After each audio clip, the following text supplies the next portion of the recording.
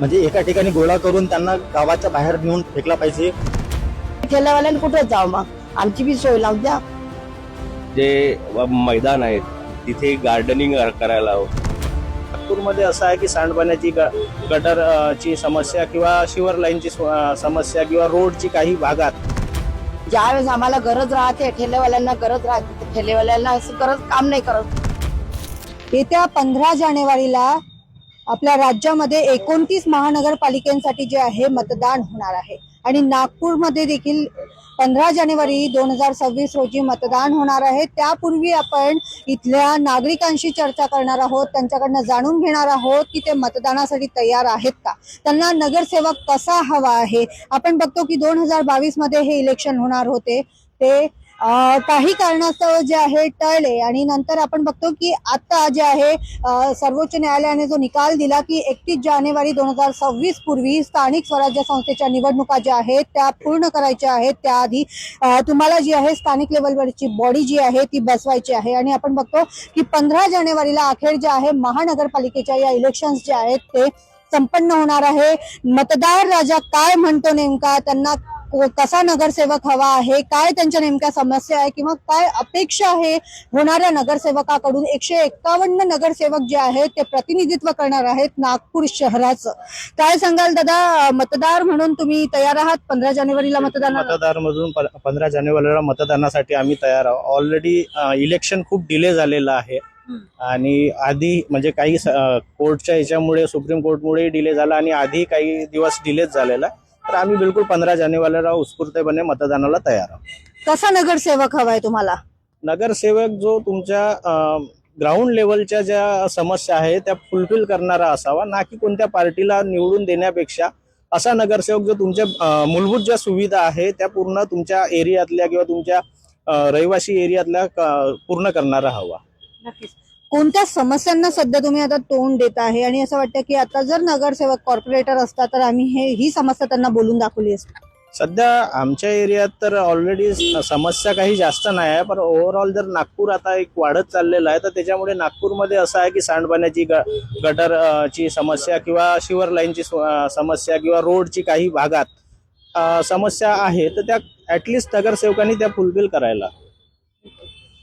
आपण ऐकलं की साध्या समस्या ज्या आहेत, ज्या भेडसावतात सामान्य नागरिकांना, त्या फुलफिल व्हाव्या अशी त्यांची अपेक्षा आहे. असा नगरसेवक हवा की ज्या रोजच्या ज्या सर्वसामान्य गरजा असतात त्या पूर्ण व्हाव्यात. म्हणजे जसं की रस्ते असतील, सिवर लाईनचा प्रॉब्लेम असतील, पाण्याचा प्रॉब्लेम असेल, या ज्या प्रॉब्लेम त्यांना समस्या जाणवतात, भेडसावतात, तो सॉल्व्ह करणारा नगरसेवक त्यांना हवाय.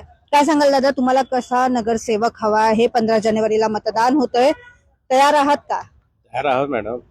ऍक्च्युली जनप्रतिनिधी असा असावा की त्यांनी तो जनप्रतिनिधी असावा, एखाद्या पार्टीचा प्रतिनिधी न असावा, की त्यांनी जे समाजात राहणारे जे लोक आहेत त्यांच्या जे बेसिक प्रॉब्लेम, सर्वात मोठा प्रॉब्लेम होतो सिवर, रोड, रस्ते, पाण्याची व्यवस्था किंवा जे रोड बनवतात त्या रोडमध्ये खूप जास्त धूळ उडतंय, त्याच्यामुळे सर्वात जास्त हेल्थ रिलेटेड प्रॉब्लेम खूप उद्भवलेले आहे. त्यामध्ये जेवढं जास्त सिमेंट रोड जे होत आहे आणि वस्ती वस्ती जे सिमेंट रोड होत आहे तर त्यांच्या जे कडेला आहे त्यांनी ते वृक्षारोपण पण केलं पाहिजे. ते न होता ते फक्त धूळ जमा होतं, त्याच्यामुळे शारीरिक आणि हेल्थ वाईज खूप प्रॉब्लेम होत आहेत. त्या सर्व गोष्टींकडे जनप्रतिनिधीने प्रत्येक एरियामध्ये ऍटलिस्ट मंथली एक त्यांचा दौरा असावा. त्या एरियामधल्या लोकांसोबत त्यांनी एक वैयक्तिक वार्तालाप करावा. तो त्या एरियामधला जो एक जनप्रतिनिधी असेल किंवा तो मेन माणूस असेल किंवा तिथच्या जे शाळा आहे तिथे जो सांभाळणारा एक माणूस असतो, म्हणजे आरोग्याची सुविधा असेल, शिक्षणाची सुविधा असेल, या देखील व्हाव्यात असं तुमचं म्हणणं? येस आरोग्याची आणि शिक्षणाची व्यवस्था पण असायला पाहिजे. आणि जे मैदान आहेत तिथे गार्डनिंग करायला हवं. खूपसे आता मैदान असे आहेत की जिथे म्हणजे व्यवस्था पण पूर्णपणे खचलेलं आहे. तिथे जे मुलांना खेळण्यासाठी जे इन्स्ट्रुमेंट लावले ते पूर्ण तुटक्या फुटक्या अवस्थेत आहेत. जे गार्डनिंग ग्रासिंग वगैरे असतं, प्लांटेशन असतं, त्या प्लांटेशनचा काहीच व्यवस्था आहे नाही, ते असं तुटपूट झालेलं आहे. आणि सर्वात मोठा प्रॉब्लेम हा येतोय की अशा गार्डन मध्ये जिथे एक चांगली सोसायटी किंवा वस्ती आहे तिथे टवाळके करणारे पोरं येऊन बसतात आणि तिथे त्यांचे म्हणजे ते अवैध व्यवहार, दारू, मद्यपान आणि गांजा वगैरे आणि हे सर्व प्रमाण खूप जास्त झालेले आहे. आणि जर कंप्लेंट करायला जर जनप्रतिनिधी कडे आपण जेव्हा जातो तर जनप्रतिनिधी ते आपण जे त्यांना कंप्लेंट करतो त्याविषयी त्यांनी सिरियसली घ्यावं ना, की हा ठीक आहे तुम्ही मला सांगितलं आपण याच्यावर कार्य करू आणि टाळाटाळ करून दरवेळेस पोस्टपोन करण्याचे काम त्यांनी नाही करावं. अशा प्रकारच्या नगरसेवकाची अपेक्षा आहे. बरोबर. तर आपण ऐकलं, शिक्षणाची सुविधा असेल, आरोग्याची सुविधा असेल, ज्या बेसिक गरजा असतात, म्हणजे एखाद्या गार्डन मध्ये जर आपण जातो आहे आपल्या परिसरातील, तर तिथे असामाजिक तत्वांचा जो आपल्याला त्रास होतो तो देखील नको व्हायला, म्हणजे याची देखील काळजी त्या जनप्रतिनिधीने घेणं गरजेचं आहे, अशी अपेक्षा देखील आपण ऐकलेली आहे सामान्य नागरिकांकडनं. आणखीन काही नागरिक आपल्यासोबत आहे, त्यांच्याकडनं आपण जाणून घेणार आहोत त्यांना नगरसेवक हा कसा हवा आहे. जो आपण बघतो की 15 जानेवारीला जे आहे मतदान होणार आहे, त्यापूर्वी आपण बघतो आहे की जे पक्ष आहेत ते कामाला लागलेले आहे, राजकीय पक्ष, त्यांची रणधुमाळी जी आहे चालू झालेली आहे निवडणुकीची. आणि अशातच मतदार राजा जो आहे त्यांचं नेमकं म्हणणं काय आहे, कसा त्यांना नगरसेवक हवा आहे, याबद्दल आपण इथे नागरिकांकडनं माहिती जी आहे ती घेतो आहे की त्यांना कसा नगरसेवक हवा आहे. काय सांगाल दादा, तुम्हाला कसा नगरसेवक हवा आहे? मतदान करता? हो मॅडम, मी मतदान करतो. माझं मॅम म्हणजे आम नागरिकसाठी सपोर्ट पाहिजे असे पालिका पाहिजे, नगर अध्यक्ष जो भी आहे ते सगळं पाहिजे मॅडम.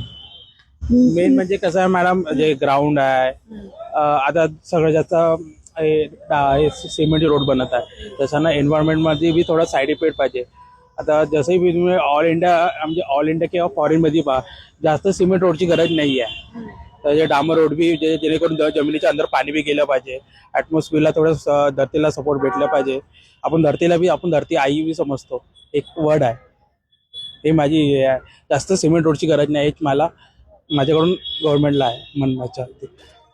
बरोबर.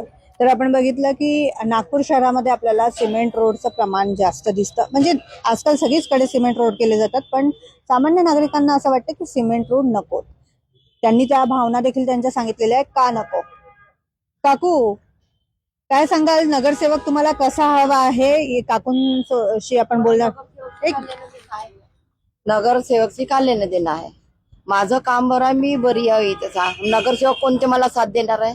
हा, ज्यावेळेस आम्हाला गरज राहते, ठेलेवाल्यांना गरज राहते, तर ठेलेवाल्यांना असं गरज काम नाही करत. जेव्हा यांची पाळी येते तर तुम्ही लोक पत्रकारवाले सर्व जनतासोबत बोलणं करता, ठेल्यासाठी बोलणं करता का तुम्ही? नाही करत. कोण गरीब आहे, कोण अमीर आहे, कोण बेघर आहे, यांच्याकडे लक्ष नाही राहत तुमचं आलं. आज अतिक्रमणवाले आमच्यावाले ठेले उचलून नेतात, सामान उचलून नेतात, आम्हाला बेघर करून टाकतात. काही इथं नको लावत, आम्ही लावावं कुठं? मग आता मोदी आमच्याकडून सर्व घेतात, कोणत्याही बहाण्या रूपामध्ये आमच्याकडून घेतात. आम्हाला का भेटते? त्याच्यामुळे काहीच नाही भेटत. उलट आम्हाला परेशान करतात. काही इथं ठेले नको लावा, तिथं तर आम्ही जाऊ कुठं? तर आमची बी सोय लावून दिली पाहिजे ना. आज माझा मुलगा हँडिकॅप आहे, मी इथं मला विधवा बी आहे. आज मी पोराला घेऊन सणा इथं चालवत आहे 2016 पासून. आज मला काय परेशानी होते काय नाही तर मला माहित आहे. त्या दिवशी माझे 11 टेबल घेऊन गेलेले आहे, माझी सोडायची ताकद नाही आहे, तरी घेऊन गेले. त्यांना सांगतो मी माझा मुलगा हँडिकॅप आहे, मी पत्रही दाखवतो, त्यांना लेटर दाखवतो, तरी ते मान्य नाही करत. मग आम्ही ठेल्यावाल्याने कुठेच जाऊ? मग आमची बी सोय लावून द्या, आम्ही एका ठिकाणी बसतो. कार पार्किंग आहे, याची पार्किंग आहे, त्याची पार्किंग आहे, हो उड्डाण नाही, पण आम्ही कोणाला त्रास देत नाही ना. आम्ही आमच्या ठिकाणी धंदा करतो, गाड्यावाले गाड्या लावतात, ठेलावाले ठेले लावतात. परेशानी कोणाच कडून येत, मग आम्हाला परेशान करण्याचं कारणच काय येते? तर आपण बघितलं की संतप्त अशी प्रतिक्रिया काकूंची आहे की मतदानापूर्वी त्यांनी एक प्रश्न उपस्थित केलेला आहे की जो बिझनेस आम्ही करतो त्यासाठी आम्हाला वारंवार अतिक्रमणवाल्यांचा जो आहे इथे त्रास भोगावा लागतो. मतदार म्हणून त्यांनी आपली जी अपेक्षा किंवा आपली जी समस्या आहे ती आपल्या समोर सांगितलेली आहे. आणि आता जे लोकप्रतिनिधी आहेत ते यावर किती विचार करतात किंवा ही समस्या सोडवण्यासाठी कुठले ते प्रयत्न करतात हे देखील आता बघण्यासारखं असणार आहे. आपल्यासोबत आणखीनही काही लोक आहेत, त्यांच्याकडनं आपण जाणून घेणार आहोत की ते नेमकं त्यांना कसा नगरसेवक हवा आहे, काय त्यांच्या अपेक्षा आहेत येणाऱ्या नगरसेवकाकडनं, लोकप्रतिनिधीकडनं. सार्वत्रिक निवडणूक मध्ये बोलायचं तुम्हाला मी प्रश्न करतो, काय सांगाल दादा, 15 जानेवारीला मतदान होणार आहे, तुम्हाला नगरसेवक कसा हवा आहे? मतदान करता तुम्ही? हा, मी मतदान करते. आम्हाला नगरसेवक असा हवा की आमच्या वार्डामध्ये जे काही समस्या असतील त्या समस्या त्यांनी परिपूर्ण सॉल्व्ह केल्या पाहिजेत. म्हणजे कोणता गरजू व्यक्ती आहे, अगर रात्री त्याला कोणतं काम पडलं तर त्यांनी त्या कामामध्ये येऊन धावपळ केली पाहिजे, मदत केली पाहिजे गोरगरिबांना. आणि नगरसेवक म्हणून त्यांना त्यांचा कारभार परिपूर्ण इमानदारीने केला पाहिजे. आणि जे आमच्या वार्डामध्ये जे काही समस्या असतील, काही घाण असते, कुठे नाली स्वच्छता न राहत किंवा कुठे काही कचरा वगैरे राहतो, तो म्हणजे एका ठिकाणी गोळा करून त्यांना गावाच्या बाहेर नेऊन फेकला पाहिजे, असं आपल्या नगरसेवक म्हणून हवा होता. तर आपण ऐकलं की मतदारांना नगरसेवक जे लोकप्रतिनिधी आहेत ते कसे हवे आहेत ते त्यांनी सांगितलेलं आहे. 15 जानेवारीला ज्या आहेत निवडणुका संपन्न होणार आहे, 16 जानेवारीला जो आहे निकाल येणार आहे या निवडणुकांचा, आणि त्यामध्ये आता कळणार आहे की नेमकं मतदार राजांनी कोणाला निवडून दिलेला आहे, त्यांना जो नगरसेवक पाहिजे, जसा अपेक्षित उमेदवार त्यांच्या प्रभागामध्ये असेल अशाच उमेदवाराला ते निवडून देतील. त्यांनी आपल्या अपेक्षा ज्या आहेत त्या इथे सांगितलेल्या आहेत. नेमका कसा नगरसेवक हवा, जो पाणी, वीज, रस्ते आणि ज्या काही सोयी सुविधा असतात, ज्या सामान्य नागरिकांना अपेक्षित असतात, त्या पूर्ण करणारा नगरसेवक, लोकप्रतिनिधी त्यांना हवा आहे. जनप्रतिनिधी सामान्य नागरिकांना हवा आहे. आता हे बघण्यासारखं असणार आहे की 16 जानेवारीला जो निकाल येणार आहे त्यामध्ये ही मतदार राजा जो आहे, हा मतदार राजा जो आहे नेमकं कुणाला मत देणार. क्षितिजा देशमुख, लोकमत, नागपूर.